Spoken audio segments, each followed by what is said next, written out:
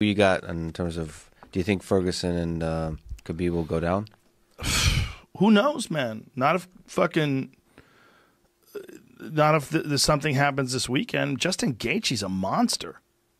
Justin Gaethje is a monster. He's a monster. He's a terrifying individual. He is. I mean, in a sport that's violent, it's an inherently violent sport. He stands out as the most violent. That's you know how crazy that is? Yeah. I mean, you watched his knockout of Edson Barboza. You watch how that motherfucker attacks people.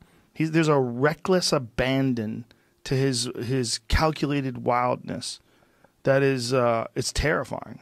He's something special, and he's better all the time. The question is, how much has he been training?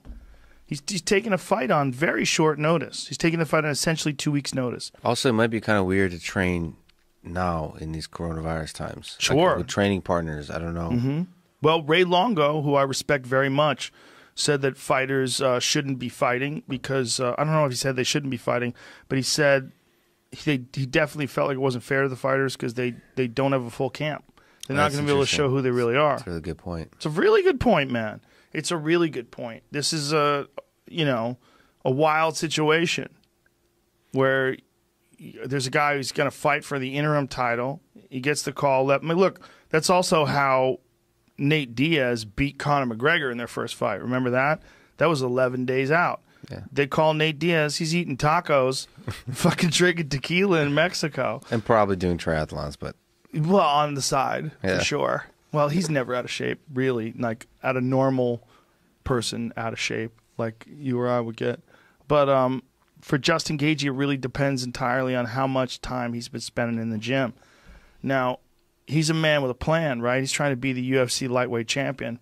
So he's probably not getting too out of shape. And he probably knew that in this case there is a potential that one of those guys could drop out because they've already made that fight 4 fucking times and it fell apart. So this is the 5th time it's fallen apart, which is nuts. That's crazy. So it might be that Justin Gaethje knew that this was a possibility that he could be called in as a replacement. He might be in full camp mode. We really don't know. We'd have to talk to him. Conor McGregor knew all along. Conor McGregor knew. He called it. I called it. He was another one that I'm sure was probably getting ready. But I'd love to see him fight in 2020. But Conor McGregor versus Tony Ferguson would be fire. Yeah. Woo! Why didn't that happen? People have to be on standby for last minute fill-ins, or is that I think there are some people that they ask to be on standby. They have definitely done that before, and they've asked guys to make weight. And there's a lot of guys that have been through a full camp, and they're paid for a full camp, and they're paid to make weight. And this is something that's happened several times in the UFC's history, where guys show up because they're there to fight and step in if something falls apart. Especially if you have a guy who maybe struggles with weight cutting and you might fall apart and get pulled from a fight, or someone who's maybe injured or sick and they're like a little nervous with this fight. We're getting super fights every week. Do you think? I don't know, man. If they build Enter the Dragon Island, you're gonna commentate, right? Yeah, but Enter the Dragon Island. I don't know. I don't know how we're gonna do it. I don't know how it's gonna be done. Please wear the tracksuit. Please. I want to dress like Bruce Lee.